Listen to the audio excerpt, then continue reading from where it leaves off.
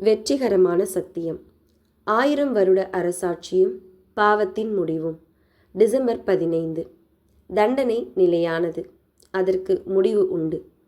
துன்மார்க்கர் புல்லைப் போலே தழைத்து அக்கிரமக்காரர் யாவரும் செழிக்கும்போது அது அவர்கள் என்றென்றைக்கும் அழிந்து போவதற்கே ஏதுவாகும்.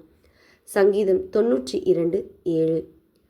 பாவிகளை தீயில் போட்டு வறுப்பது போன்ற படங்கள் ஏராளமாக உள்ளன.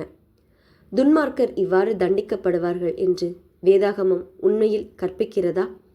பாவத்தின் கூலி நரகமா? மனம் திரும்பாதவர்கள் அதில் முடிவில்லாமல் வேதனைப்படுவார்களா?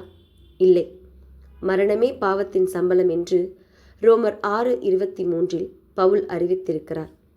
மனம் திருந்தாதவர்களை ஏன் தண்டிக்க வேண்டும்?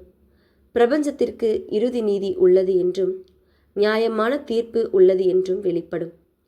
தேவனை பின்பற்ற ஒவ்வொருவருக்கும் எப்போது எப்படி வாய்ப்பு கிடைத்தது என்பதையும் அந்த வாய்ப்பை எவ்வாறு தவறவிட்டார்கள் என்பதையும் அனைவரும் பார்ப்பார்கள்.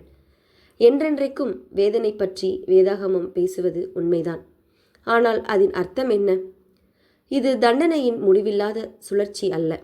மாறாக, ஒருவர் என்றென்றும் அழிக்கப்படுவார் என்றால் தண்டனையின் முடிவு என்றென்றும் நீடிக்கும் என்று அர்த்தமாகும். உயிர்த்தெழுதலின் போது மறுரூபம் அடையாதவர்கள் நித்திய சரீரங்களுடன் இருக்க மாட்டார்கள். அழிவுள்ளதாகிய இது அழியாமையையும் சாவுக்கேதுவாகிய இது சாவாமையையும் தரித்து கொள்ள வேண்டும் என்று 1 கொரிந்தியர் 15:53 சொல்கிறது. பழைய ஏற்பாட்டில் தீமை செய்பவர்களுக்கான இறுதி முடிவை மல்கியா சொல்கிறார். துன்மார்க்கரை மிதிப்பீர்கள், நான் இதை செய்யும் நாளிலே அவர்கள் உங்கள் உள்ளங்கால்களின் கீழ் சாம்பலாய் இருப்பார்கள் என்று சேனைகளின் கர்த்தர் சொல்லுகிறார். மல்கியா 4:3.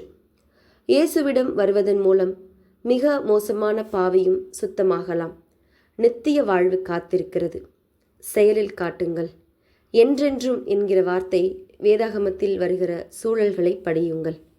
ஆழமான ஆராய்ச்சிக்கு வெளிப்படுத்தல் 14:11, ஏசாயா 34:9-10, மல்கியா 4:1. ஆமேன்.